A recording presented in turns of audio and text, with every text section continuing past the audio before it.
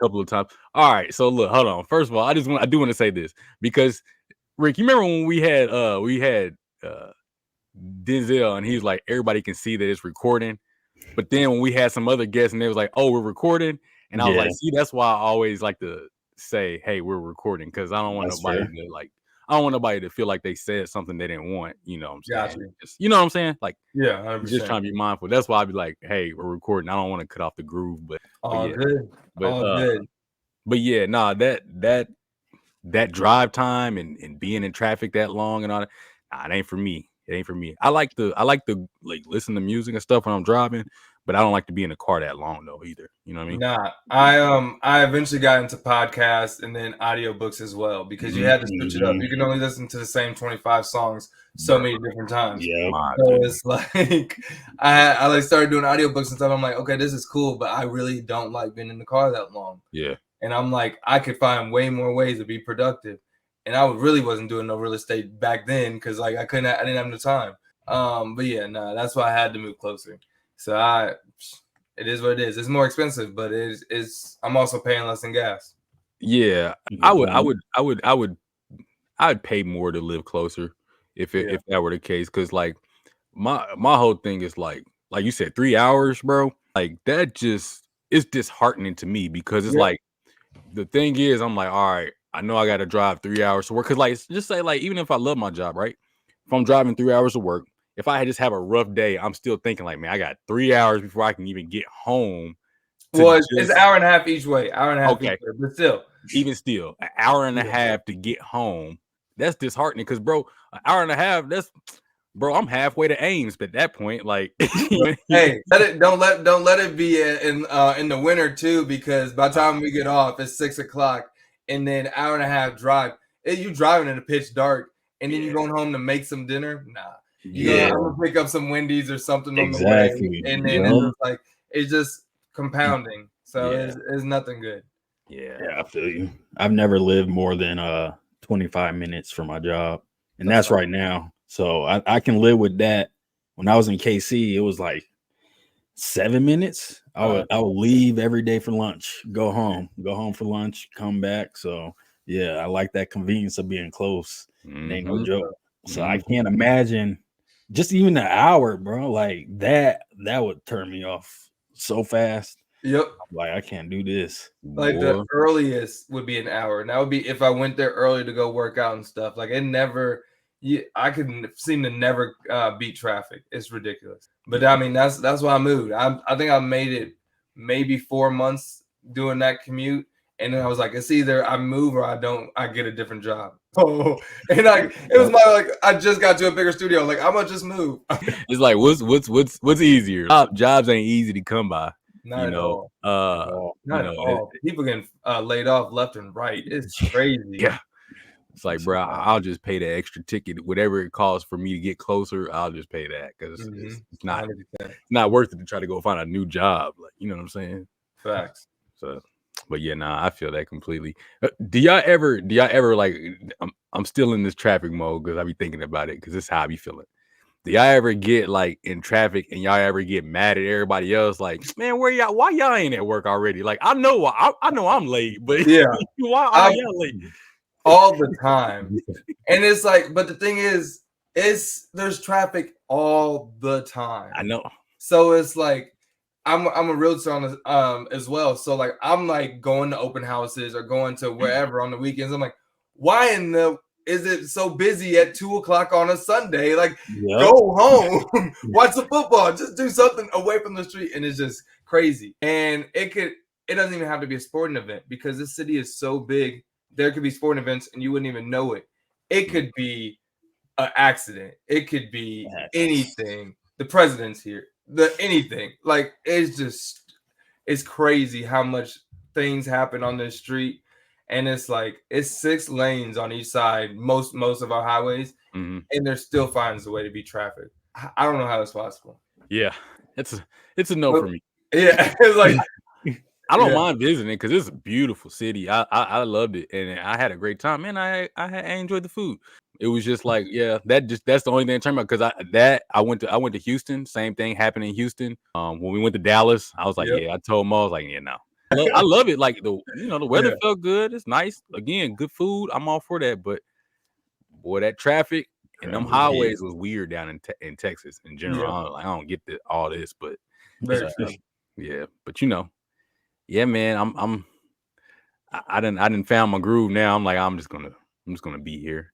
Ain't nothing wrong with that. Ain't nothing wrong with that. I was say, you got a good support there, and then like you got that cost of living is not bad at all. So it's like, and then hey, as long as the sports keep going up, the city gonna keep going up. So yeah. So that's a blessing for sure. Yeah, it's fun. Well, this is a good spot to go ahead and get into the what. We back for another week of the Rick and Jordy podcast. I'm one half of your host, Jordy, and I'm the other half of your host, Rick. Back for another one, and we have a guest with us this week. Yes, sir. Now, this is also, I'll just go ahead and put this disclaimer in here. This is also my cousin. So I just want to let y'all know that first. So there's favoritism. Let them know. Yeah, that's how I got this. That's how I got this exclusive right here because he did me a favor. He was like, yeah. I got time in my busy schedule to link up with y'all and do y'all pod because I'm going to let y'all know right now. We have Mr. Jeff Williams, who is a marketing. I want to get your actual title down right. You're in marketing, but what is your actual title? Yeah, so senior manager of global digital marketing at Sony Pictures. There we go. I want that. That's what I wanted because I didn't want to switch on that. That is long for no reason. But I make sure I say global because it makes it sound big. No, here's the thing. This is why I wanted you to say the whole title because being at the age that you're at, you're a young black male. And you have a title that you've earned, you know what I mean? And being in that position, I didn't want to short your title. Like I didn't want to just be like, oh yeah, you're in marketing. Like that wouldn't be fair because of the work that you put in and the position that you hold. So I wanted to make sure the title was correct. So I'm glad that you said it, the full thing. I appreciate it. Also, though, that's not all he does because he also produces. He produces and he's also in. I don't know if I can say it out loud, but I know you're producing. We got some things going on behind the scenes. We'll just say that.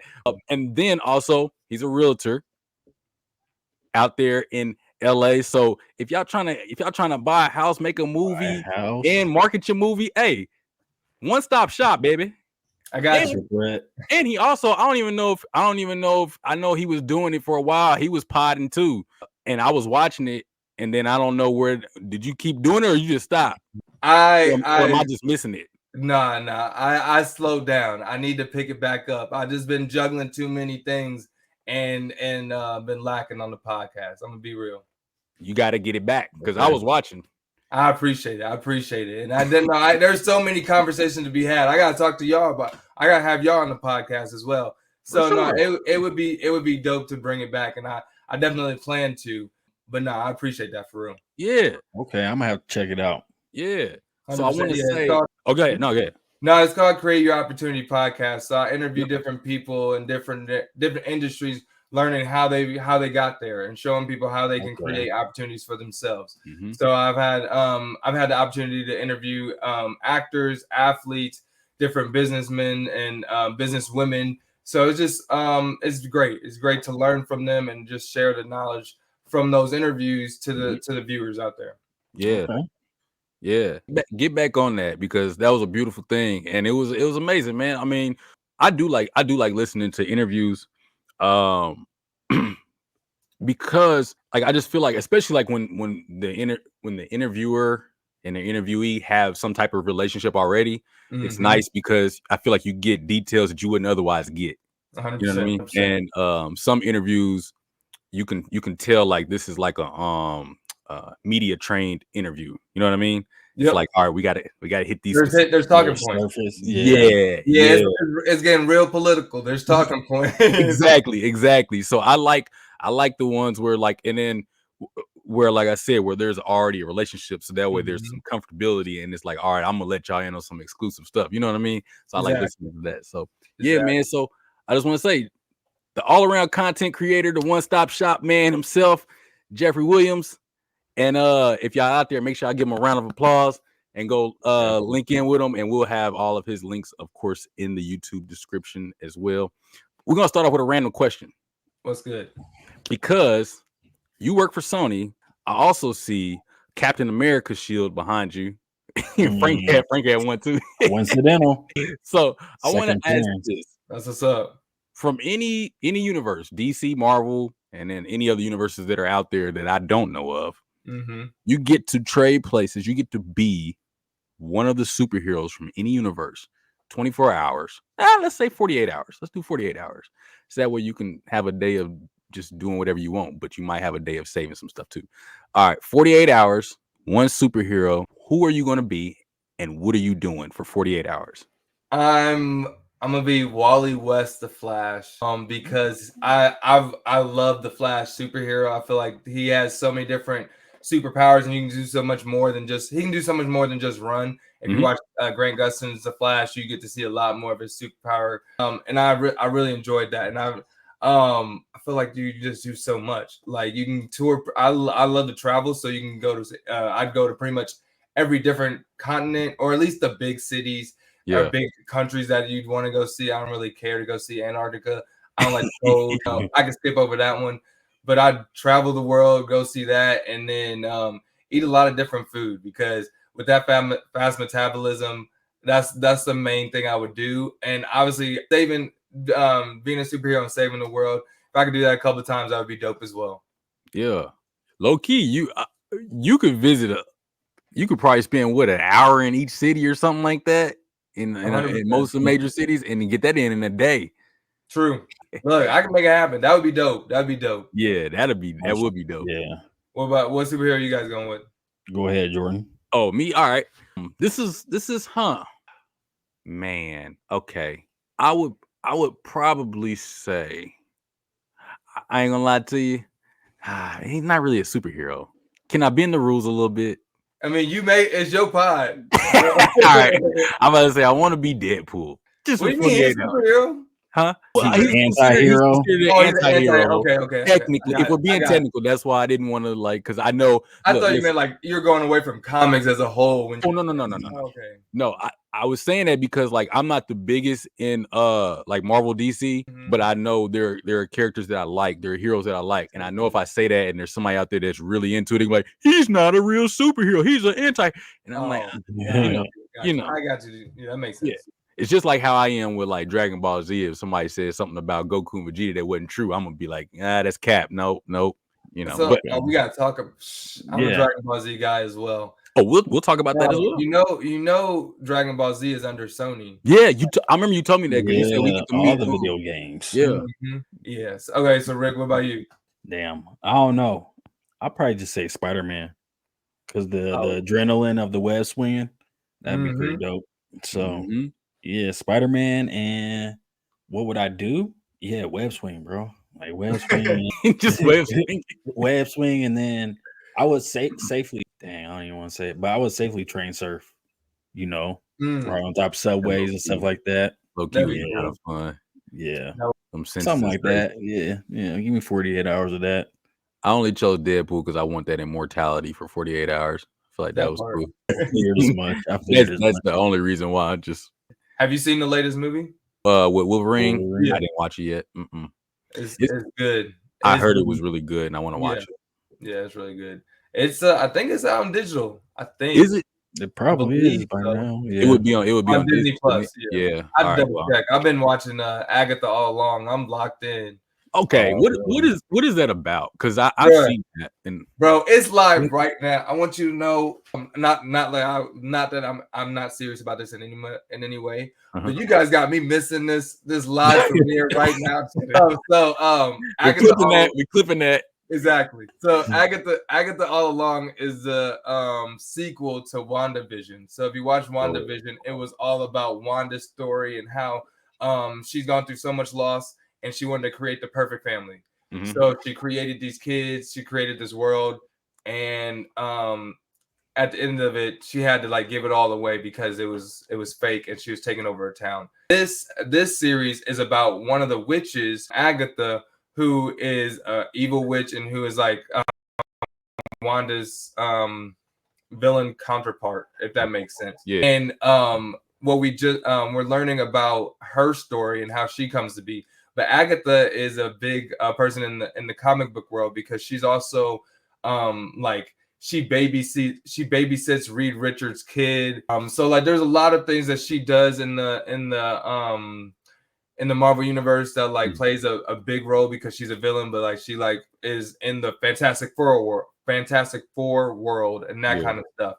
Either way, this series is all about Agatha and then who this teen person is.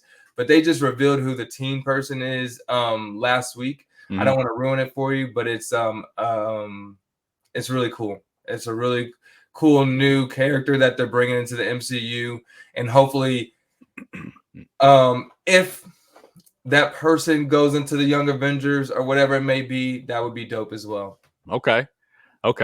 Do you think they can make this pushback? Because I just been hearing it has been like it's kind of rough. Like some of the fans are upset with the way that the universe is panned out. Yep. And do you think they can kind of right that ship, I guess, so to speak? Because I do. I think it's a little overblown because, well, yes and no. I say it's a little overblown, and also there is some truth to it because the Marvels didn't do as well. But I think it's because the base Marvel fans are just dudes that they're white dudes that don't really care to see a woman on that's leading the film, because as soon as Captain Marvel came onto the map. And I gotta say too, I wasn't a huge fan of Captain Marvel. I felt like she was just given all these powers, and we were supposed to care about her, and then she played a huge role in Avengers. So to have her do a whole second film, and there's more female leads, and people haven't put an invested interest in her yet. It wasn't a win-win situation. And I went to go see it. I had a good time because I love Tiana Parrish and I love Iman Vellani. I wasn't even there for Brie Larson. So, like, you know what I'm saying? So, like, to have the main character not be that beloved yet and have a second film is not going to hit well. And then I could go into them doing Ant-Man and the Wasp, or Ant-Man and whatever that was with Kang. Oh, yeah. I don't know whose decision it was to bring your new big bad and have him lose to Ant-Man as the entrance. Is just, it doesn't make sense. So you're putting yourself in losing situations. And I mean, obviously you can't do nothing about Jonathan Majors getting in his situation with his girlfriend. You can't do nothing about that, but you can do stuff about what movies you put him in and how do you frame up your big bad, because we didn't see Thanos lose. You know what I'm saying? Like, we saw him kill Loki. That's the first thing we did when he started actually killing people. He just did that in a quick second. So he was set up to lose in a comic book sense. And I think so just to wrap it up, I think they're kind of not all the way desperate, but they're doing desperate moves with bringing back Robert Downey Jr.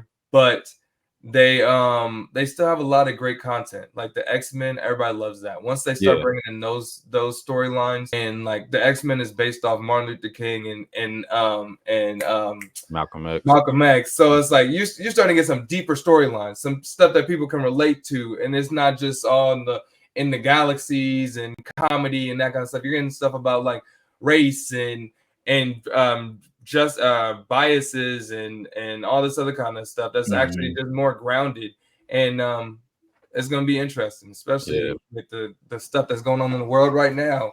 You brought up something interesting, because I was wondering, I want to know how you feel about it, but Robert Downey Jr. as like he was killed off as Iron Man, and then they bring him back though as a Doom.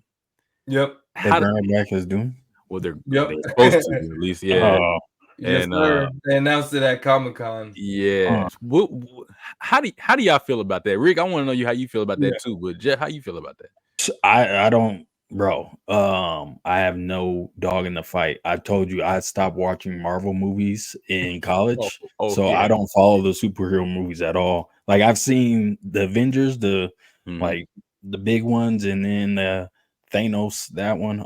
Latest Marvel movie I saw was Deadpool and Wolverine. So nice. I stopped watching the Netflix shows. Like, I watched Luke Cage. I watched whatever was else back during like COVID and before. I watched all that, but I just got burnt. Yeah, Iron Fist. I just got burnt out. I was like, I'm done with it all. So I ain't got nothing to say. I mean, if he's dead, I wouldn't think they would bring him back. And like Jeff said, it seems kind of desperate because I mean, there's so many more actors and actresses out there, younger talent that could be discovered and stuff like that, but they just keep rotating and trying to use them as a draw. I mean it'll probably work, but I think they could have done something else. Yeah, I agree. I think it was a little sign of being desperate. It was just a fan pleaser, but he's a great actor. I feel like they have to script wise play into it with him and Spider-Man because they had Tom Holland's role. Tom Holland's Spider-Man had such a huge impact with Iron Man, RDJ's Iron Man, so they got to do something there.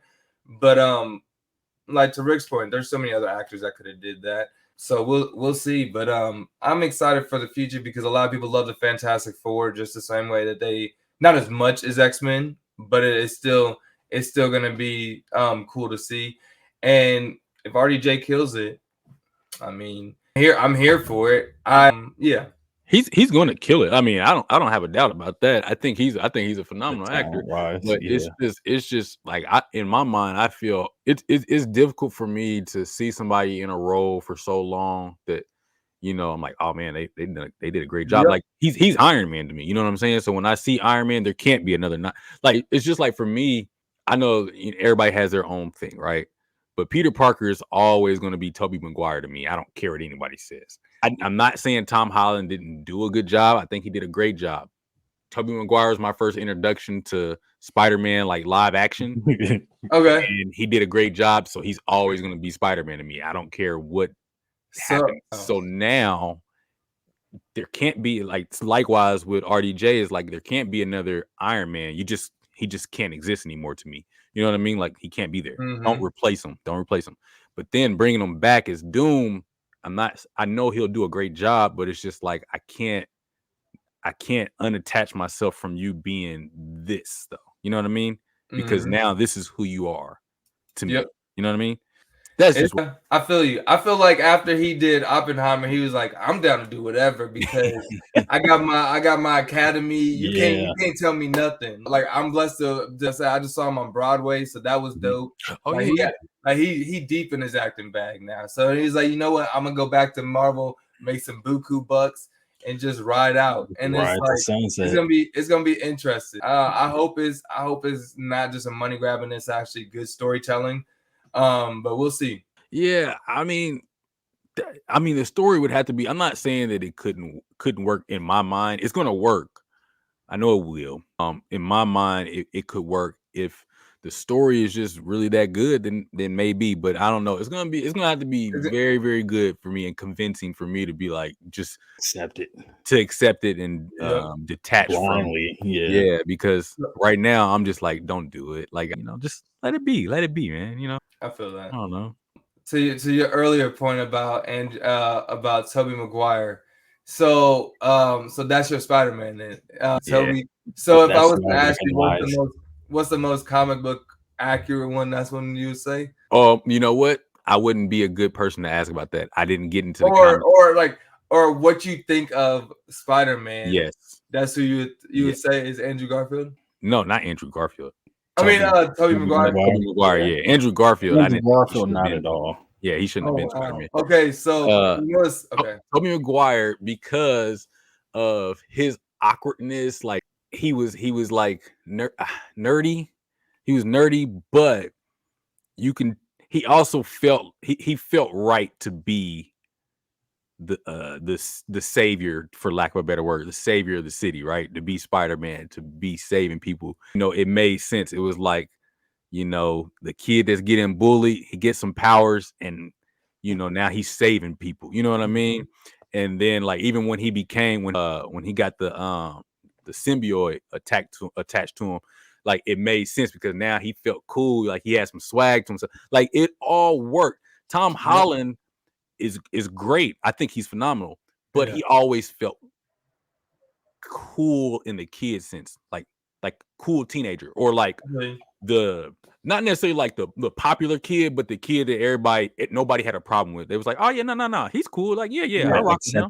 Yeah, he's always 100%. Accepted. Yeah, you know, like he's gonna get an invite to the party, but he's not the party. You know what I mean? It's like, oh no, he's gonna be there. You know, like he always felt that way, and so it's just like to me, that Spider-Man didn't have like a dynamic. It was just like, man, a cool kid that got cool powers, and now he's doing cool stuff. Like, you know, compared to Tobey Maguire, where that Peter Parker is like the bullied kid, the nerd, the one that couldn't get the girl.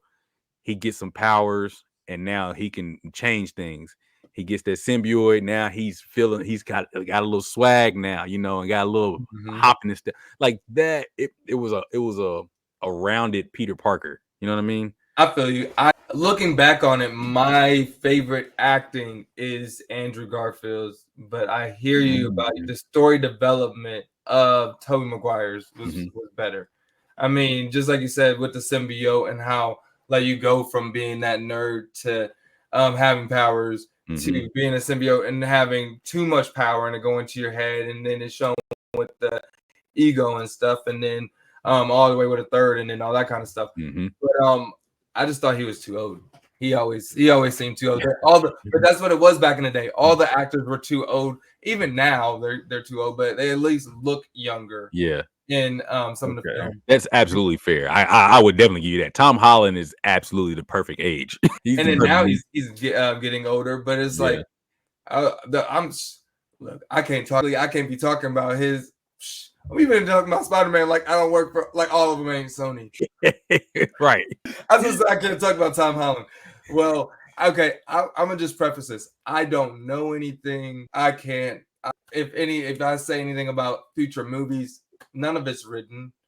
At least not by me. I don't know. It's not truthful. So don't implicate me. I'm not about to. That's fair. I'm not look, I just think because right when I got my job at Sony, I quit my other podcast. Now I was doing superhero content because I didn't want to talk about my work stuff. So like, if anyone ever asked me what's going on, because technically, like, just on the real stuff, like I've seen Venom, the movie that's coming out in a couple weeks. I saw that months ago because I got to work on it and do stuff. So like, technically, I know insider information for the Spider-Man universe. So that's why I try to get away from that kind of. But anything I'm about to say, I don't know nothing about Spider-Man because I've only seen. Luckily, I've seen Tom Holland on the lot once, but he didn't tell me nothing. So I know nothing for you. But long story short, like I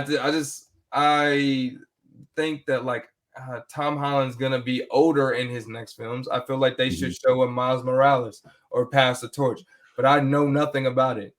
So that's the one I want to see live action is Miles Morales. And same here. You know, man. They were talking about having my man's from the Get Down. I always forget his name, but he's a phenomenal actor. I don't know if y'all remember the Get Down from Netflix. Jaden Smith was in it. The main one. He was the best friend of the main character, the light skinned dude with the afro, but he was the dark skinned dude. Shamik Moore. Yes. Yeah. Wait. They were talking about having. You talking about the guy that voices? He voiced him, but they were talking about. There was a rumor that he was going to play like live action too, though. Yeah, but he's too old. I know. Yeah, I'm sorry. I agree. I agree. But I wouldn't mind seeing him. I think he's a great actor, though. I think he's a great actor. But when he shaves up, he looks pretty young. Yeah. I don't know how young you can make him. I'm not in casting. If he do it, he'd probably do a great job. So like, I mean, but I was thinking of the dude from Stranger Things, but he might be getting too old. Caleb McLaughlin. There were rumors about. Yeah. He could. There were rumors about Jaden Smith, but Jaden, he looks young still, but he's getting older. Yeah. I don't know. I have no idea. You know what? I don't know if I like Jaden to an extent. I just don't know if he could do that particular character the way it needs to be done, though. Yeah. Not saying he's not capable. I just don't know if it'll be as believable to me. I haven't seen his acting skills like that. You don't think it'll be a Karate Kid performance? What you talking about, bro? Like that was a performance of a lifetime. Karate Kid was cool for that time period. It was cool. I ain't about to sit here. I ain't gonna let you do that to him. I'm not gonna bash a Sony product. So Sony Karate Kid was great. I like Karate Kid. So I'm not even whether it was Sony or not. I actually like Karate Kid. When I watched it when it came out, I actually I did too. I thought he did a good job. Now, I'll be honest, I did not like After Earth. It was not because of the acting. It was just because I didn't understand the story. Yeah, I was just like, what are we doing? But that was the last thing I remember watching him acting outside. Well, actually, he did good in The Get Down. Okay. He did good in The Get Down. Yeah. So, but I just don't know about that Miles character. Morales. Yeah, Miles Morales, because the animated version was phenomenal, and I love that. So I want to see that in live action, but it had to be the right person.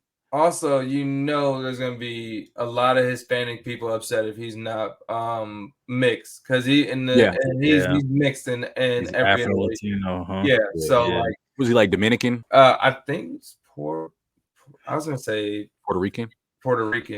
Might be Puerto Rican, yeah. Okay. But don't quote me. I was thinking Puerto Rican, but either way, he's just half Hispanic, half black. Okay. Yeah. And that's where, you know what? They usually only do that on TV shows, though. They don't really do that in movies. I was about to say they should introduce just a new person. What, like a new Miles or a new Spiderman? No, a new actor. Okay. One of the young up and coming people that like that should be their big. Tom Holland wasn't really that known when he got picked. Like he had some roles, but nothing crazy. He was so young, so it's like I wouldn't be surprised. I would be happy if they did someone new. That would be a breath of fresh air. Yeah, I think they should do that, because I think then that could be that person's calling card, and we haven't seen that person in anything else major. And I think it'll be a little bit more believable than pulling just a big name where it's going to be like, but like, because like Stranger Things, I thought he could do it, but then in your mind it's Stranger Things, so it's kind of, I think it should be somebody that's not a big name, that this would be their big calling card, like you said, like a Tom Holland. So I don't want to dive too much on the superhero stuff, but it's just another casting that's kind of reminding me of. What do you guys think about the John Stewart casting? Have you guys heard about it? Is that for Green Lantern? Oh, you're talking about my man's from Rebel Ridge? Yep. So he got casted as John Stewart in the next Green Lantern TV series under what's his name? Under DC, James Gunn. So I'm all for it. Yeah, I'm here for it as well. But there is some people, there's a sector of the internet that's saying that he's too light skinned to play it, because in the comics he's always been dark skinned. So it's like they're saying that he's like they're not whitewashing him, but like light washing him. But he doesn't look that light skinned though. I mean, he's brown. Also, he is African American. He is from Detroit. It's not like he's from Africa. Yeah. So I'm saying like there is some leeway there. Not saying like all Africans are dark skinned, but like being realistically, more if you're African American, that means you probably got colonized by something. Yeah. So like being lighter skinned is somewhat realistic. I don't see a problem with that. He actually, I think he would do a great job. And you know what? Just the side note on that, I watched Mo and I watched Rebel Ridge. I thought he did a great job, but I saw some comments or some post that was hating and was like, "Oh, I thought that was a great movie and I thought he did a great job." I've never seen this guy before, but I thought he did a phenomenal job. And you watched it? Mm-hmm. Yeah, I thought it was good. Yeah. And one, I said that's an action movie that I would like to do, because he never used any guns or nothing like that. Like he was just disarming and like, just straight hands. Like that's what I want to do. But that's a side note. But I think he would be great for it, man. Because that's what's up. I think that's a great casting, and I'd watch it. Yeah, that's what's up. Yeah, so I mean he got casted, so we'll see. It's gonna be good. So yeah. I'm excited. Yeah, man. I didn't mean to distract you and go too much on the superhero stuff. But obviously, I can talk about superhero stuff all day. No, we here for rabbit holes. Wherever we go, that's where we go. Yeah. But you mentioned earlier. You did mention Dragon Ball Z. They got that. How do you pronounce it? Dragon Ball Daima. Okay. Yep. I was gonna ask you about that, but I didn't want to dive too deep into that too. It's like, I don't even know what it's called. I don't work on Crunchyroll, but I'm a fan of it, and I'm not a fan of what the new concept is, because my least favorite Dragon Ball Z is when he's a little kid. Like Dragon Ball. It's so annoying because he has a lot of powers, but he's like acting even more like a kid. Goku's already childish. Like you don't need him to be like a baby, and then it's just you're like we need to depower him somehow. No, just focus on Gohan. Focus on Trunks and Goten and all these other kind of people. I would agree with you, but there is no better main character than Goku because Gohan doesn't want to fight. Gohan doesn't want to fight. That's the only thing.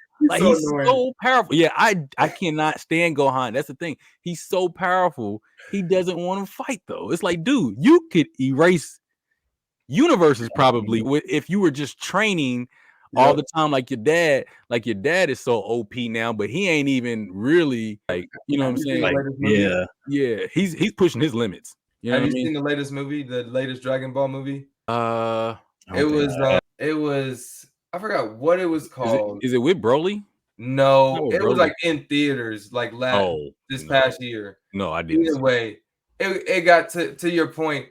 It was there was like the world was like going to hell and everything, and Goku and Vegeta were literally off world working out, but they couldn't get there in time. So Piccolo acts like the villain, puts Pan up for kidnapping. That's the only reason Gohan decides to go all out, because he's over there like fighting half-ass and everything. Yeah. And then Piccolo's like, no. He puts on the uniform and then like shows Pan. Pan like does the acting because she knows it's Piccolo. Yeah. And you just see Gohan go all out. And I'm like, yeah. Dog, we don't have to. You could have just been training, and we wouldn't have had to go through all this. That's why you can't make Gohan the main character, because it wouldn't make sense for him to one day just snap and just become that guy, because we've watched him from when he was a kid on into adulthood be the same person. You know what I mean? 100%. Goku. So you have to find a way. One, you have to find a way to depower Goku, and I mean it might have to be through some funny means, but I mean if you continue the story with the power level where he was at after, I think, with the world tournament or the not the world tournament, but after the the universal tournament, whatever. Yeah, who's gonna beat him? Because he was just as powerful as a lot of the gods. You know what I mean? So it was like you can have him fight Jiren, but I think honestly he's gonna beat Jiren. I mean, because Jiren was only able to go so far as well, and Goku, if you don't kill him, he's just going to get stronger from because he's a Saiyan, when they get damaged and they heal, then they get stronger. And he's also able to learn mid-fight. And then that Ultra Instinct is just like a cheat code. Like he's like, okay, I'm done fighting. Let me just finish this real quick. Yeah. Like like, come on, like what is after that? You know what I'm saying? How do you even fight that? Now, in an area I would like them to explore is Broly actually training, and I want to see what that would be like, because I do believe that if he were training on the level of Vegeta and Goku with Whis and Beerus and them, I think Broly would be able to give him a really good run, if not possibly beat him. True. I was like, he got so much power, you just gotta be able to control that. Yeah, he's just uncontrollable, and that's how you learn how to. They're eventually, well, at least Vegeta. Goku will eventually get there, but like Vegeta's smart and tactical. He can beat somebody by just more than just strength. But that was also part of his problem, was that when I was reading about it, it was like the reason why he was unable to do Ultra Instinct is because Vegeta thinks too much. Goku had an easier time transitioning because he doesn't really have a thought process. He's just fighting. But Vegeta thinks about everything that's going on. He's got so much on his mind that he can't. It's not instinct. Exactly. And so, I heard about. I don't know if I've seen. I don't think I've seen it yet, but I've heard about the ultra ego that he ends up getting or something like that. That's dope. That's his counter to Ultra Instinct. But the problem is with the ultra ego, apparently he's like destructive. So like it sounds very similar to Broly, but except like he's in control, but his mind, I guess you have to be pure. Like you have to be pure.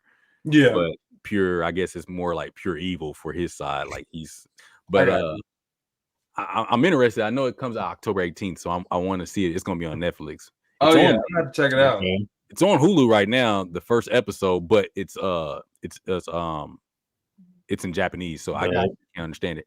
Yeah. Is Netflix gonna do the dub version? I don't know. I'm hoping they will. I guess I'm gonna find out. Yeah.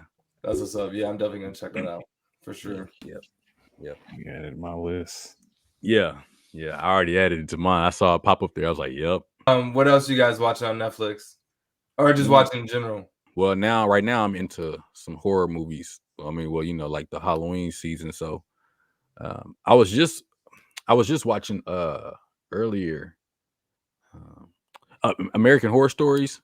They got like it's like this one is like it's not a linear thing. It's just a bunch of different individual stories.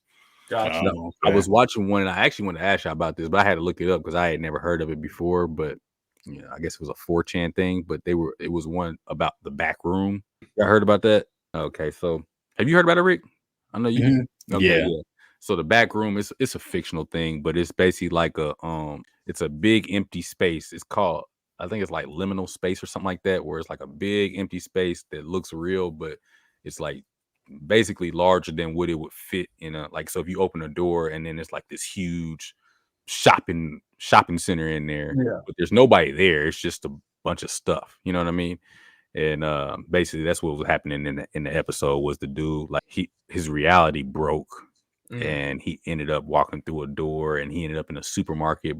And then when he came back out of it, it was like 3 weeks later. They was like, "Where'd you go for 3 weeks, dude?" And he couldn't really explain it, but the next time he ended up in like just a regular room that had like these different halls and stuff like that. So it was a really interesting thing, but it was kind of creepy because I'm like, man, I'd probably freak out if I walked through a door and ended up in something like that, like, and then you gone for 3 weeks, like, nah. Like that's like some Narnia gone wrongs or something. Yeah, that's exactly what it is. Yeah, that's sure. That's crazy. Did they say the back rooms are something that it feels familiar? Is that another trait of them? Yeah.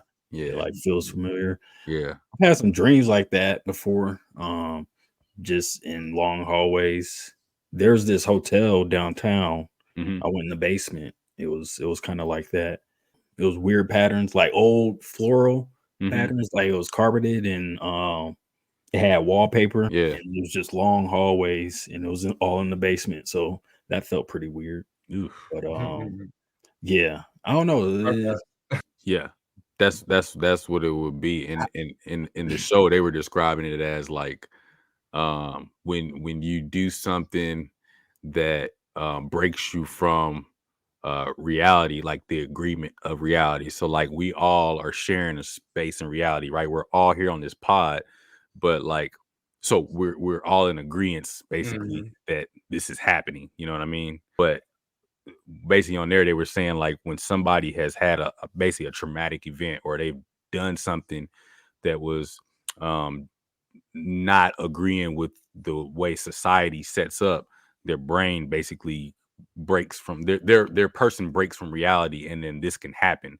So then now they can end up in these spaces that are not supposed to happen. Like the guy explained, like a video game, and you end up behind the coding of it, like when you fall through the floors of a game or something like that, because it's not coded for you to be there, but you end up there anyway.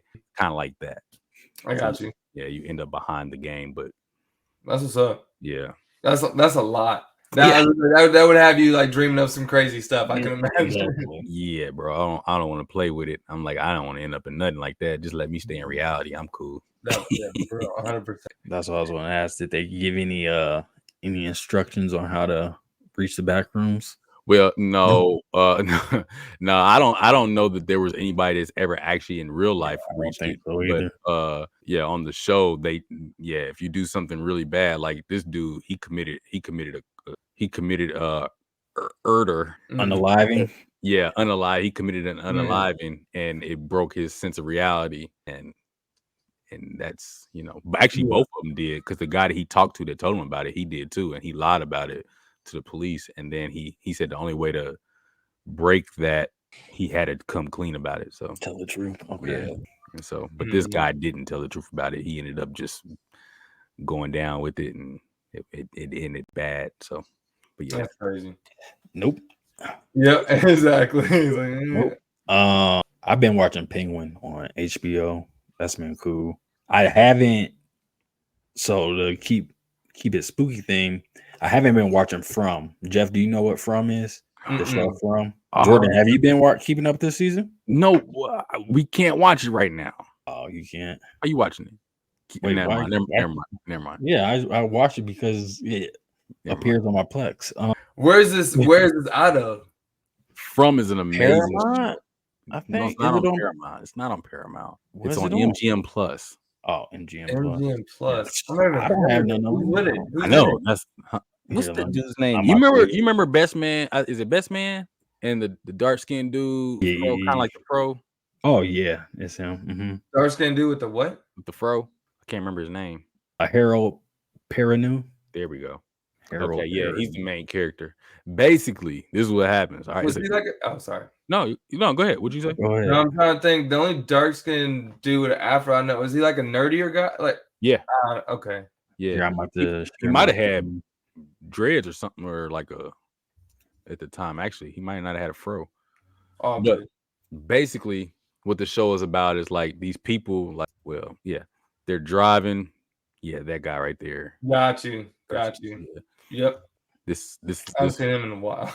Yeah, I'm not going to play it, but yeah. Okay, so basically, what happens is they drive, and he driving with his family, and they end up in this town that they can't get out of. Like, they keep trying to drive, and it just takes them right back to the beginning of the town or whatever. And so they get out and talk to all these people, and all these people had the same issue. They saw a tree in the road. They got out to move it. They moved it, and then they ended up in this town, and they can't get out. And they've been there, and some people have been there for a long time. These things come out at night, and basically they can't open the doors or windows or nothing, because if you let them in, then it's a wrap. So they have a whole thing, like when it's nighttime, everybody goes inside somewhere, locked up, and then they have like these little talismans that you got to put on the door or whatever to keep kind of like vampires. Yeah. That's wild. It's a great show. Rick doesn't like it. I love it. It's not great. It started out awesome. First season is awesome. Second season started out, had some hope. Ended for me terrible. This third season I watched the first 2 episodes. I'm like, I'm not going to watch it till the season's over, and I can just binge them. But the first 2 episodes, they turned me off too. So that's why I was like, I'm not going to watch them. But yeah, it's a lot more questions than answers. And when I mean more questions than answers, bro, it's question on question. There's no wrapping up of anything. It's just a big old box of what the hell is happening?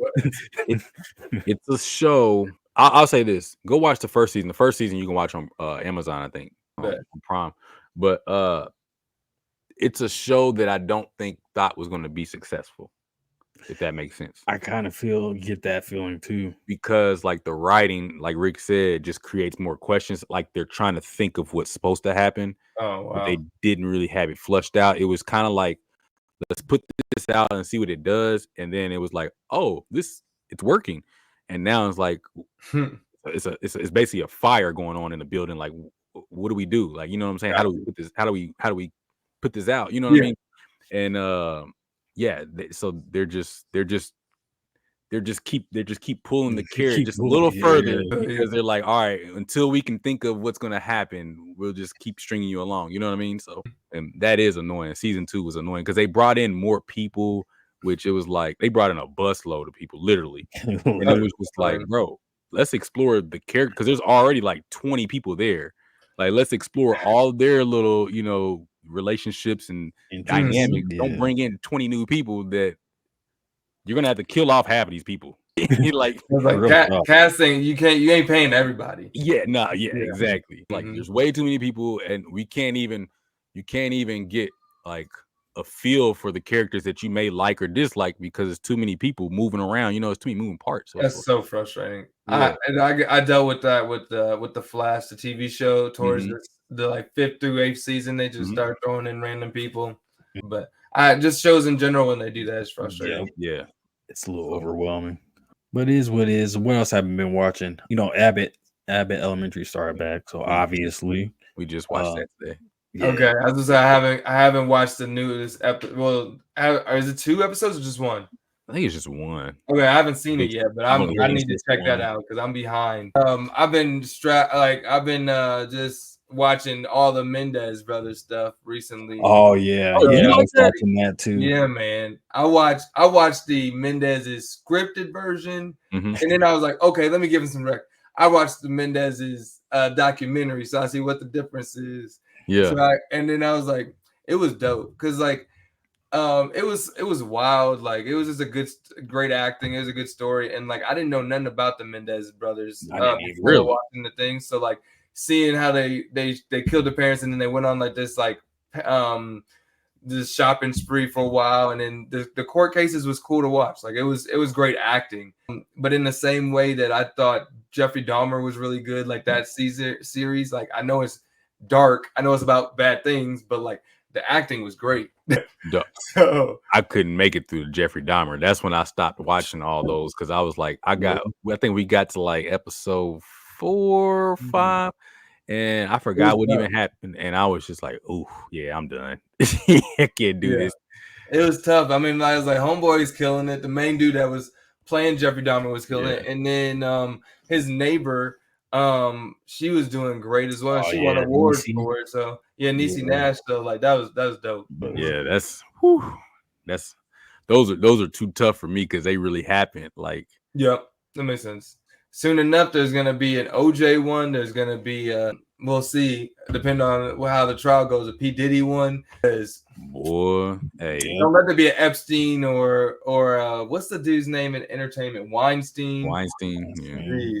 There's gonna be so many just because they're so big of names. Whatever comes out in that Diddy case, I feel like it's gonna be bad for a lot of folks, and he's probably gonna talk. He gonna be singing on that thing. Like I forgot what movie it was, but I think it was it Wesley Snipes that was on New Jack City. Okay, yeah, he's like, this is bigger than Nino Brown, baby. I'm telling, I don't know. Everybody said, you know what? That's Diddy. Diddy gonna be out there singing like one of his R&B artists. He gonna be singing. Wesley Snipes was one of my favorite actors for a long time. Yeah, bro, because the way he's phenomenal. When he got up on that stand, he's like, "This is bigger than Nino Brown, baby." he was throwing everybody under the bus. I'm like, dog, like you are bold. You are bold. I'm going down. You are. Oh, that's great. Oh my goodness, yeah, bro, yeah.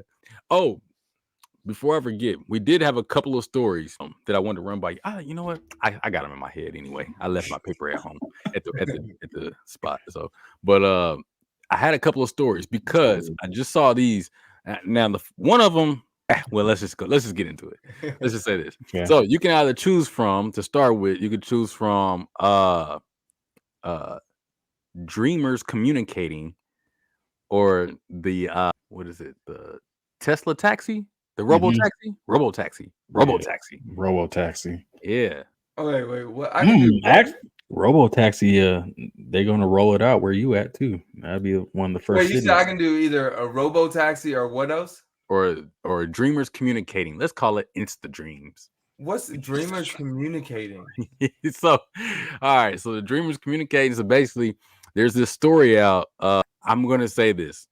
Anybody watching, including you, Jeff, fact check this. I looked it up, but there's no like credible sources. These are like the only one I saw was like Daily Mail. So if that's my credible source, then you take what you will. You know what I mean? Basically, scientists have successfully experimented or tested 2 dreamers in 2 different locations communicating in a dream. Yeah. So this is why I say you have to fact check it. There was no information on what tools or methods they used to even test that. Yeah. But they just said that there was an apparatus attached to both parties and they were in separate locations. They didn't say how far apart or if they were in the same building or anything like that. And but they were I mean, I would do that. I feel like I trust that more than I trust a taxi that is driverless. Like, I'm not about to. I still see these. There are driverless cars out here, and like I know a couple people that have ridden in them, and I would not. I'm not doing that. I'm not gonna be the first nor the 100th. Like, yeah, I'm gonna be close to the end. Yeah. So let me know it's foolproof. Yeah. That whole Robo Taxi stuff scares, bro. We just got our car fixed. We had a battery issue. Yeah. But the battery made it to where like all these lights is coming on because the car is just a big computer now at this point, so it's like all these lights are coming on, so you don't really know it's just the battery. It looks like it's a bunch of other stuff and it's malfunctioning and stuff like that. And it's just like if a car is just a full computer, like imagine that mug get a virus. Tesla, if Tesla gets a virus and then they just start driving cars into like the water and stuff. Yeah. It's like, and it's like, people like, oh, but that's not going to happen. I'm like, why not? Like, people be hacking stuff all the time. Like, stuff happens. Yeah, I was like, Sony got hacked. Big companies get hacked. All yeah, it is a thing. And Elon Musk is a polarizing figure. There are people that could probably want to go out there and hack his company just in spite of him to prove a point. So, exactly. So it's like I would not be surprised. Yeah. And I mean, having Teslas are cool and everything, but like you said, it is a computer. Yeah. Once you need to charge that thing, don't let it get a virus, like you said. So it's like, I don't know. Yeah. They got the Robo Taxi, then there's the Robo van or bus, and then the actual bot assistant. Yeah. That's crazy. Yeah. They show, did y'all see the comparisons of iRobot and Tesla? Yeah. Will Smith posted a picture of iRobot recently too because of that. And I'm like, I don't need no robot taking my kid to sleep and stuff because I feel like Sony just made a movie about that. It ain't good. Yeah. I know, like it's not good what happens to the people. Yeah. Let me clarify. The movie's great. The movie's great. The movie's great. What happens under the robot care is not. Yeah, exactly. And I feel like we have so many movies about that, but yet it seems like who's asking for that? Like I don't know anybody's asking for that like that. Like it's just, but it's happening. Like, who really wants a robot? I mean, there are people that want a robot because they just want an assistant. Like they want someone to fold their clothes, do their dishes, that kind of crap. That's cool and dandy until that thing has an opinion of its own. That's my thing. Yeah. Okay, Rick, you and Anton wanted to argue me about this. I said that if AI is capable of learning, what is stopping it from learning beyond us? Because if it can only learn to the capabilities of the smartest person in our world, then what's the use of it? Because it's not capable of going beyond a human capability. You know what I mean? So once it starts having understanding and like can put two and two together, as in like, okay, I have a cap by these people, and then I can move past these people. Then it's like, then we're gonna get to an iffy world, an iffy situation, and that's the part I think is realistic. Rick and Anton was trying to tell me that wasn't gonna happen because it's just a bunch of ones and zeros, but I don't think it's just a bunch of ones and zeros. Oh no, I can't remember the exact argument, but I have to go back and look at it. Yeah, but I do remember. Yeah, I feel it's limited to what is out there. If it has a data pool of if it has a pool of data that is pulling information from, and I feel that it's limited to that pool. I think that was more or less. I think that was the argument, and then you're like, no, because it can just keep it'll go past that pool. Is essentially right. I mean, you keep learning. Yeah, ChatGPT is kind of scary sometimes. Like I be using ChatGPT like it's my assistant, and just like having communications. Like, I use it more than Google now, and I'm like, what's this? Okay, but what if I wanted to do this, that, and the third, and then change it? And it remembers like conversations. It's like, oh, because you're 6'5" and this, not 6'5". I gave myself a name. You're 6'4" and 200 and whatever pounds, and you wanted to work out like this. You should eat this. I'm like, I didn't even say that, but I said it like earlier in the thread like 2 weeks ago and stuff. Yeah. So it's like if it can remember who I am and what my preferences are, and it can use it in different answers down the line, they're not like you remembering too much about me. Just answer the question. That's the part that I think that's the part that frightens me, is that it's able to combine all this information, right? Because the human brain, we're only capable of memorizing so much, right? And then the rest of the information gets pushed out or pushed to the back of our brain. And then we're even the stuff that we can memorize, or we're not always able to put it together, especially that quick. So like if AI is memorizing all this information and it can just backlog a bunch of stuff and pull it from whenever it needs to and then combine it with new information, like it's going to eventually get past the point of us being in the driver's seat. You know what I mean? Like that's what I be feeling. I'm like, we're already not in the driver's seat. There's driverless cars. Perfect example. If it's driving, you know what I'm saying? So it's like then it's gonna be ordering stuff itself and like, oh yeah, you got a flat tire, I'm gonna order your tire right now. Like, no, hold on, I ain't got the money in my account. But that part. I need you to set my finances together. Yeah, Don't take money from me. Right. But like I don't know, that part kind of freaks me out a little bit. That's why I don't use ChatGPT, honestly. My thing is like it's coming either way, like it's gonna happen either way. So like if you don't learn it or know what is happening, you're gonna get caught up and be behind, because it's like it's integrated in everything now. Like my job uses it in all our Google stuff. So like we'll have ChatGPT, or not ChatGPT, but we'll have an AI system. I forgot what our thing is called, but like it's listening to our meetings and creating notes for it. And like we have to like select it so we can tell when it's recording and stuff. But like I like that works. And then like in my Outlook, I can just use the AI system that they have and like, okay, check all my emails and see if there's anything that I'm missing that is due soon. And it'll do that. It'll give me like summaries of long threads and stuff. So it's even accessible in jobs. So like it's just gonna be more and more integrated in the day-to-day life.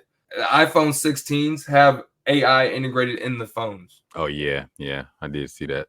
Yeah, it's creeping me out. Although I will say this, it do save me on some Google searches. Like when I type in Google and it has the AI answer up top, I'm like, yeah, man. Because it's like it does more than just what I'm actually saying. Like it knows, like dive deeper a little bit, so I don't have to like click this and then click that. And I like that a lot. And I'm real simple, but I also like when they summarize the comments on Facebook. It drove me funny. I ain't gonna lie to you. It'd be funny because they be like some people. Yeah, exactly. Exactly. Yeah, so there's aspects of it where I'm just like, yeah, it's cool, but I be hesitant to actually like just dive in and just. I feel that. It's a lot. It's a lot. I'm low key missing. I'm missing time periods of pen and paper, man.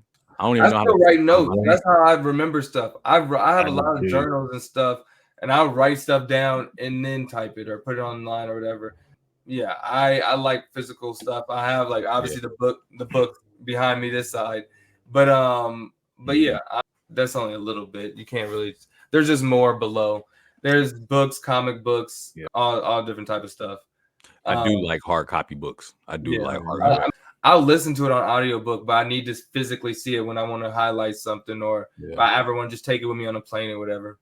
So I like physical copy stuff. Like even Blu-rays. I'm starting to collect Blu-rays now, just because it's like everything is on a streaming service, and you never know when they're going to take it away, or it's going to cost too much. We were just talking about that. We just talked about that. It's like, so you got to get your own physical copy. Usually those look better anyways. So it's like, yeah. I was like thinking about that, and I was like, man, I'm about to start going back to when I get video games to get physical copies of the video games, because boy, when they took San Andreas off my Xbox without me knowing, I was heartbroken. I was heartbroken, bro. It's like, oh, you don't have enough storage, so we just took it off. No, they didn't even do that. They did that because you remember when they did the definitive version where they was like, all right, now it's gonna be San Andreas, Vice City, and GTA 3 all in one, and you have to buy it for like $40. I had already bought GTA San Andreas like back when I was in college on my Xbox for like $10. or whatever it was, $20. And I had it for years. And so I, and I hopped on the game one day, I hopped on my Xbox. I'm like, man, I just want to play San Andreas, and it was gone. I'm like, wait a minute.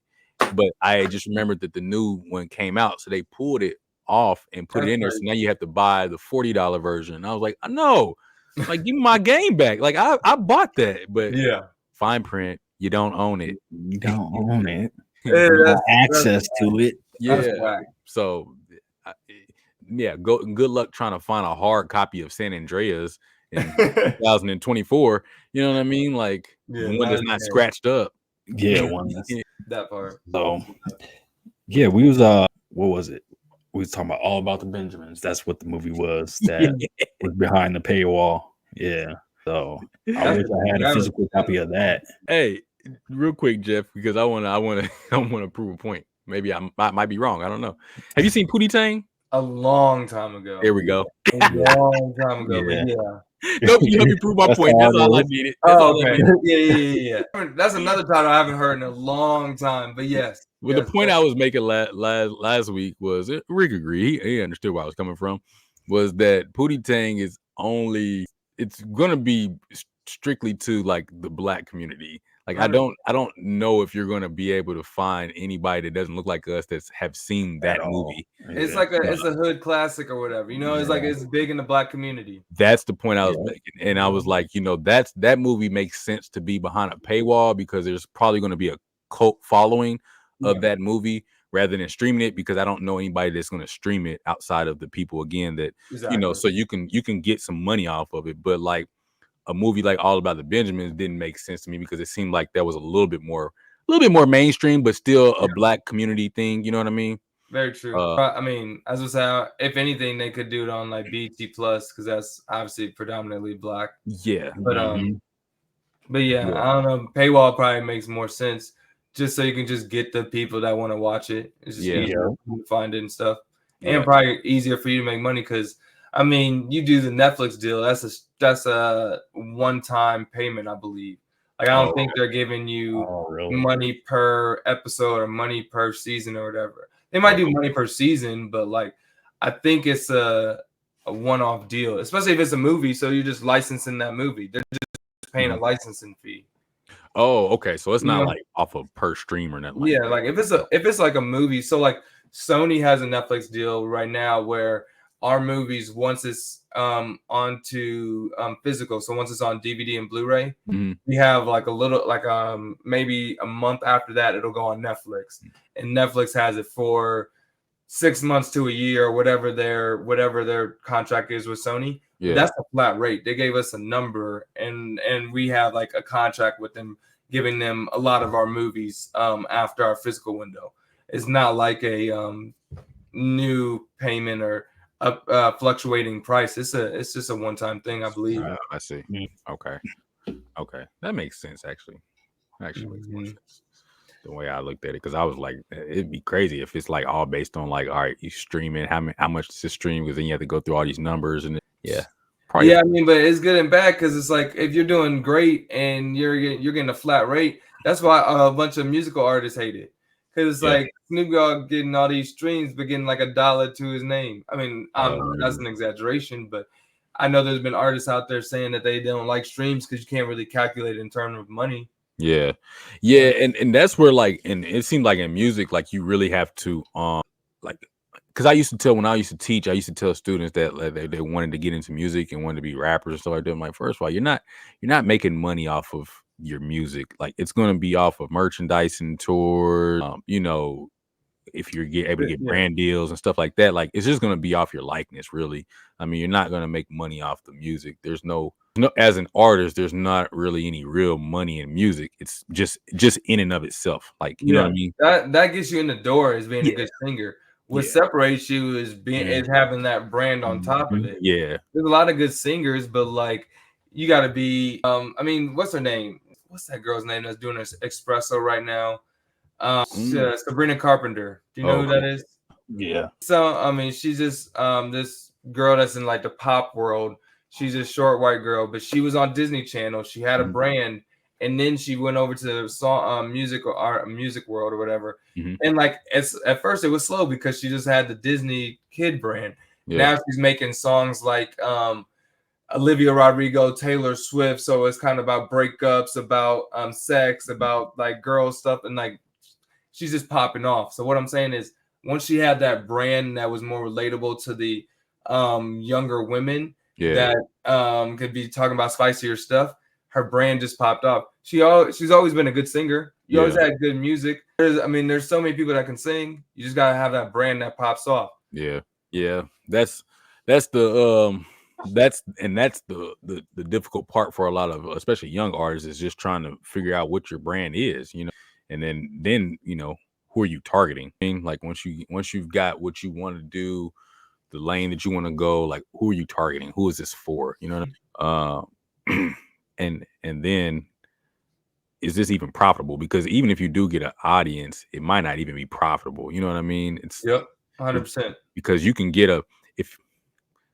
if you target young black males, let's just say that, right?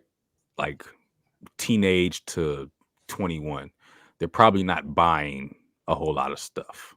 Like, you know what I mean? Like music wise, like, all right, if you think about when you were a teenager, right? How were you just buying CDs? You know what I mean? Like, especially like college wise. Like not buying them. Downloading them illegally. That's my point. So like, we're not buying it. Yeah, not buying right. it. So that's my point. So like, if you're targeting, if that's your demographic, then it's not going to be profitable because they're not buying anything. So that's why it's like I think about like out here, Tech Nine, right? Tech Nine, is his audience wasn't for Kansas City, you know, people that like trap music type stuff. That wasn't his target audience. Target audience ended up being like a lot of college age white kids. Nebraska. Yeah, they were Nebraska, Iowa. Yeah. Like he was in cornfields, like he's performing, and then it ended up turning into a worldwide thing where it's like, now this is mosh pit music. You know what I'm saying? This is mosh pit rap. Like his brand became profitable because he got the right target audience. Whereas, you know, you think about somebody that you might like. I don't listen to Tech Nine, but I think he's a great artist. But if you think about, I don't know, Kodak Black, I think he's a great artist. I don't know that his brand itself is just marketable enough to be like a big profitable brand. Like I'm sure he's making money. I'm not saying that, but what I'm saying is like it's not going to be on like Flow Rider's probably a bigger brand because of the type of music he makes. Yeah, and also like how he holds himself. Yeah. Because I mean, you can look however you want, and still be on TV. Yeah. Because everybody has a personality and a character, and they will put you on TV. But it's how you present yourself, and outside of your music, how you talk, like what you put on their social and stuff. So like Kodak Black doesn't do the same amount of stuff that even Glorilla's from Minnesota or Memphis and got a huge accent. Yeah. But you know, she was on Shay Shay's podcast. I mean, she be doing all these different stuff, interacting with all these different artists, and she has a light personality that's just people like her. You know what I'm saying? So like she gonna be on TV shows just because people can mess with her, and then she makes light at her accent and stuff. It's just I don't know. I'm just trying to find a different person. Like as long as you can create a brand that's likable and that's not Disney, but like Disney adjacent. Yeah. If you need it, then you can kind of fit on those big companies because Disney owns so much crap. That's part of the reason why Snoop Dogg has been so successful for so long, because that's a way better example than he became, you know, he understood like, all right, he came from the, you know, the gangster music, the, you know, that style of music, but he found a way to be able to, you know, market himself to be more mainstream, to be able to do like, all right, now he's doing cooking shows with, you know, Martha Stewart, and then he got a show with Kevin Hart when they was doing the Olympics, you know, commentating for the Olympics. Then he was doing National Geographic voiceovers or something, like, you know what I mean? Like, but he's marketing himself as like, I'm just a jack of all trades. Like I can do it all, but I'm a presentable guy. I'm likable. You know what I mean? And so he presented himself as people's uncle. People Yeah. call him uncle, and it's like Mhm. him and Shannon Sharp, who's now being in that role as well. But it's Yeah. like people can relate to him, and it's not Yeah. just black people; it's white people too. Exactly. They wanna hang out with Snoop Dogg. Yep. He became that likable enough person that, like, yeah, he smokes weed and he might be a little bit, he might party, but like, I like to have a drink too. Yeah. Like, even like white women with the Martha Stewart stuff, they could like, let me have a margarita with Snoop, and like, I might eat an edible while he's smoking. You know what I'm saying? Like, he is someone that you could just hang out with, and he can be in the hood and hang out with black people. He could be at a cookout with Karens and still entertain it and still be the life of the party. He's the perfect amount of danger for certain demographics. I saw, like, I don't know, there was like a post that somebody made, because I guess it was like some young kids, like, basically alluding to the fact that Snoop Dogg was corny or something like that. And then they was like, do y'all know he was on trial for a whole murder? Like, he's just older now. Like, he just matured. Like, this dude came from some stuff that, like, younger kids are not going to understand who he At is, all, where he yeah. came from. There are few people that are artists or not celebrities that for that long who are not corny or have sold out in some sense, or what people will say might be sold out in some sense, because like you don't get that far without adapting. Mhm. You can't be the same person you were for 20-30 years, because life changes. Yeah. Politically correctness changes and stuff. Yeah. What's viewed okay and what isn't okay changes. You gotta change the way you, especially in the rap game, like where he came from. So he gotta be okay. And if you wanna be a superstar, that means being in movies. They ain't gonna hire that many people from the hood. Even when Tupac was an actor, he was still like known as an artist and stuff. Like he was taken serious because he was on set being serious. Like the actors that were around him, I forgot, it's not Kevin Costner, because that's Whitney Houston. I forgot who it was, but there was maybe Bruce Willis. I forgot, there was an actor saying that they had worked with Tupac and just like commended his work ethic and just talking about how him as an artist and not just like the hood personality and that kind of stuff. And I was like, there's only so many people that are gonna get those opportunities being a hood rapper. Yeah. And then also too, I mean, the lifespan of that, it's just not like physically and just, I don't know the other word for it, but just like, you know what I mean? Like music wise, it just doesn't last long, because it's like 50 Cent ain't talking about shooting up the club anymore. He's making TV shows and movies about it. Right. Like Ludacris was never really that hood, but like he's in commercials, he's in movies and all that other kind of stuff. Like when he started doing the Fast and Furious, he was like, he's getting his Will Smith on now. Yeah, he's starting to do those social media side quests. Exactly. I'm never mad at that. One person that I'm disappointed in, but not for reasons that maybe it may feel, is Bow Wow. I'm disappointed in Bow Wow because he's a person that reacts to people saying stuff about him, and I don't personally understand it. I'm not in his shoes, so I'm sure it probably gets annoying seeing it.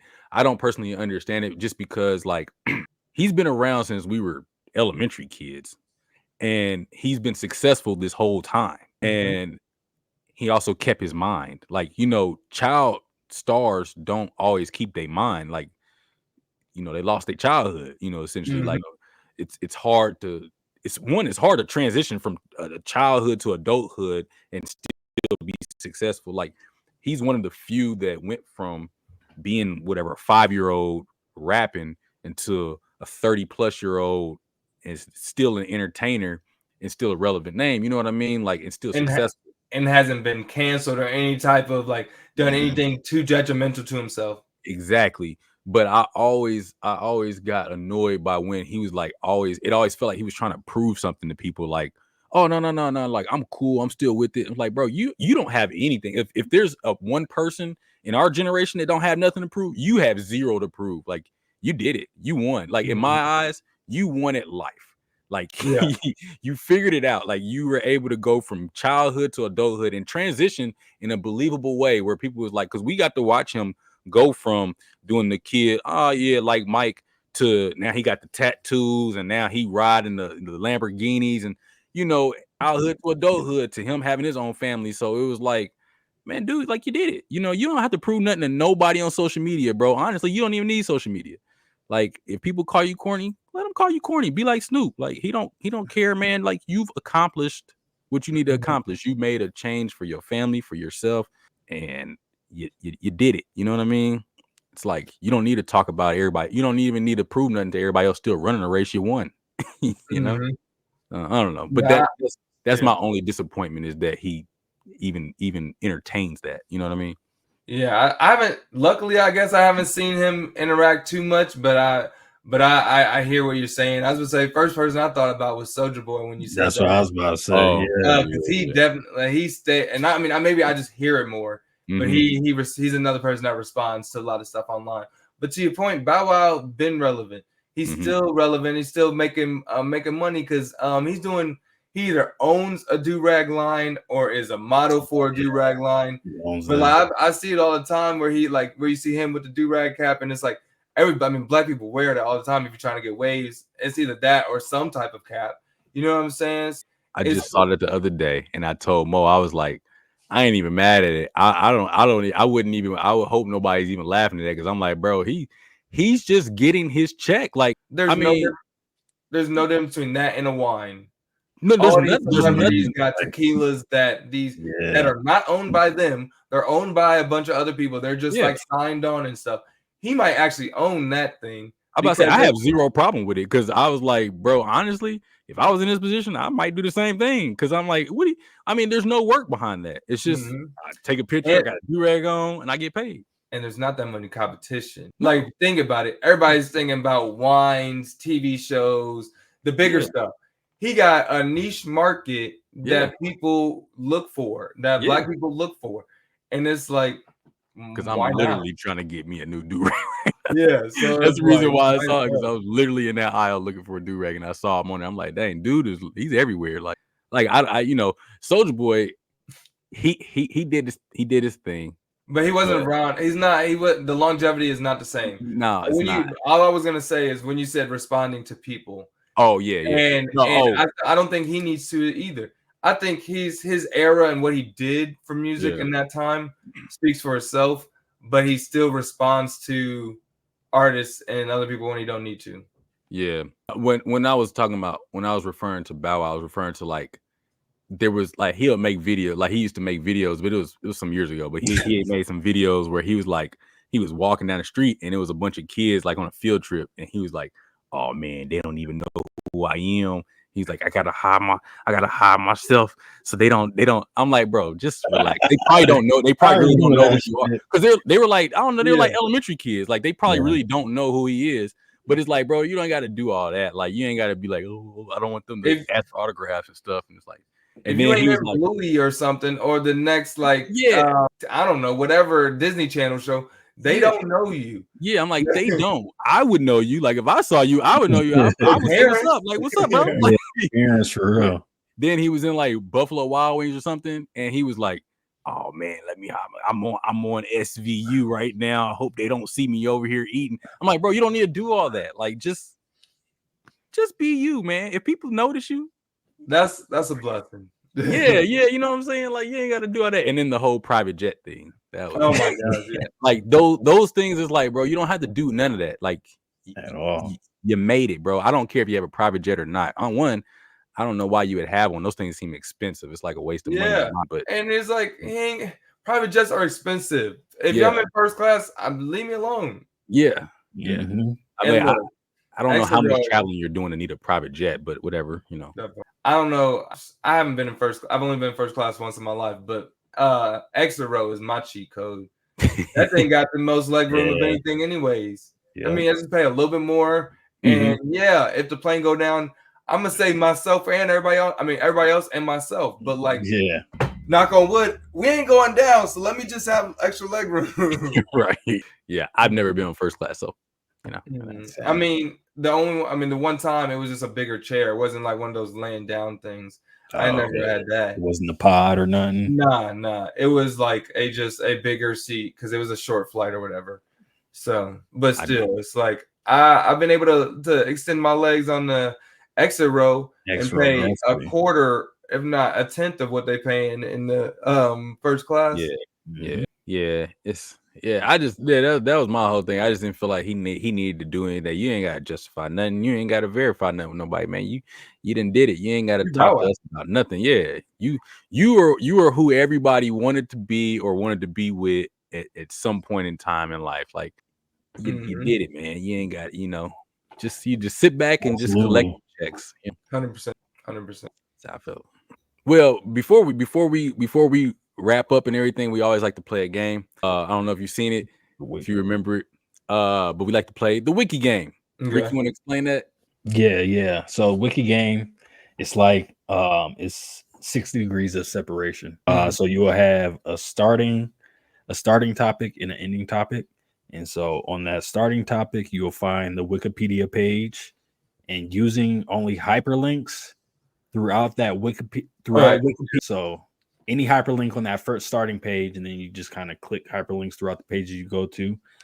You're supposed to find your way to the end topic. So the quickest person wins. When you're doing the searching, you cannot press the back button, so you can't go back. You can try to find like a similar word to what you were already clicked through to kind of circle back around, but no clicking back. And is there anything I missed, Jordan?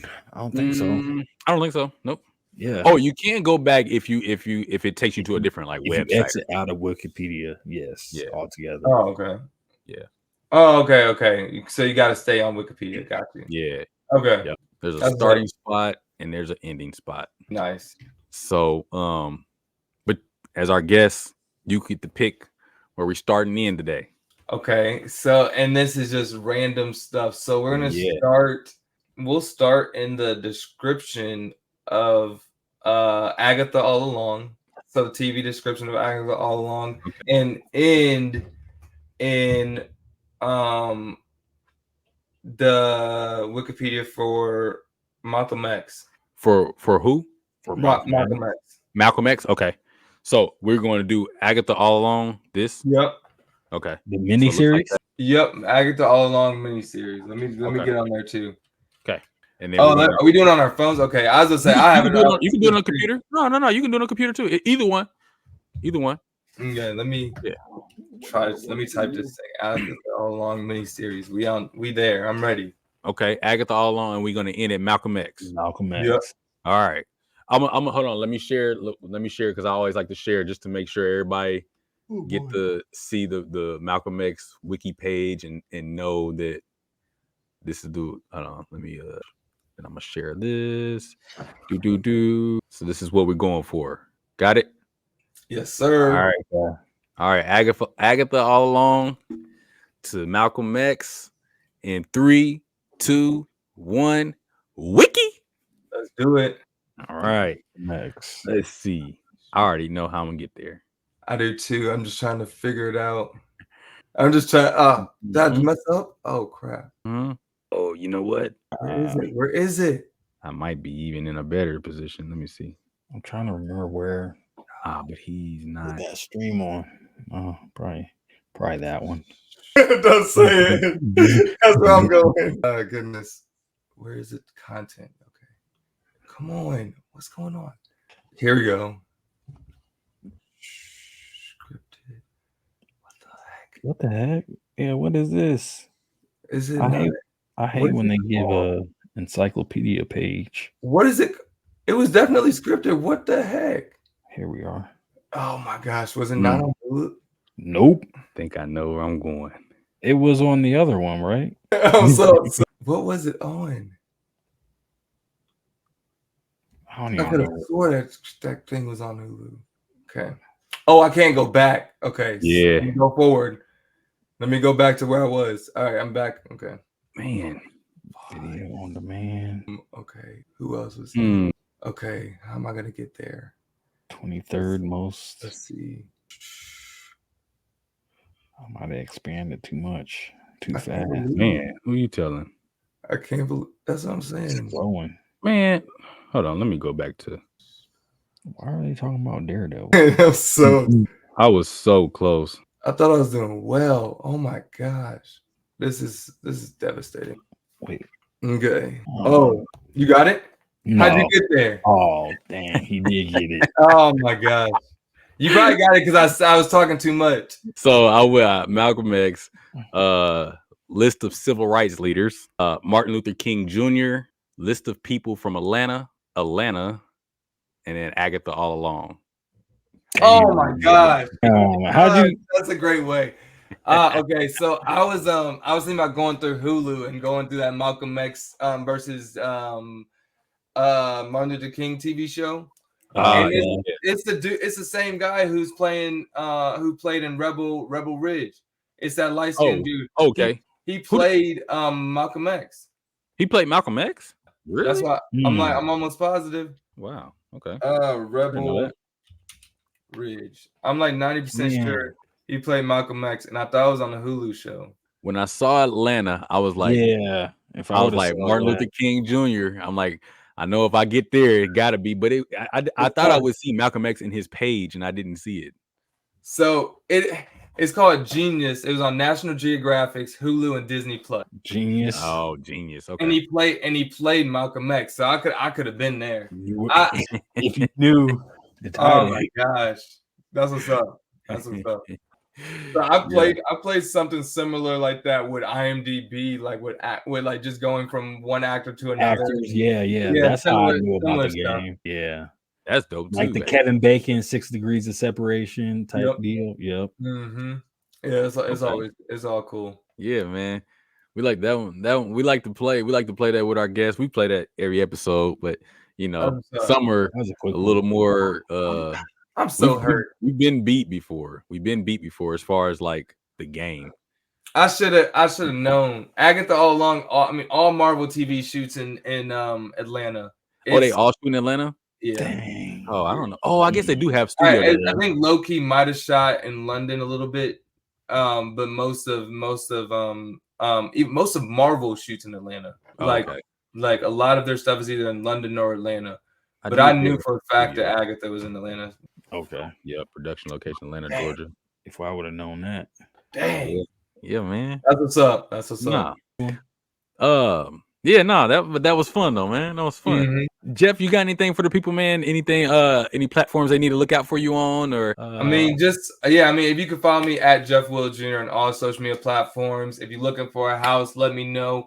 If you're looking there, I'm gonna be posting about some Sony content because I work there as well. But what Jordan mentioned earlier, I'm also producing some videos. Like I've also am a producer as well. I produced help produce and fund a couple short films. Now I'm actually getting on a development side of producing. So I'm gonna be working on this TV show that's coming up soon. It's gonna be about real estate, and I'm producing that right now. So it's like.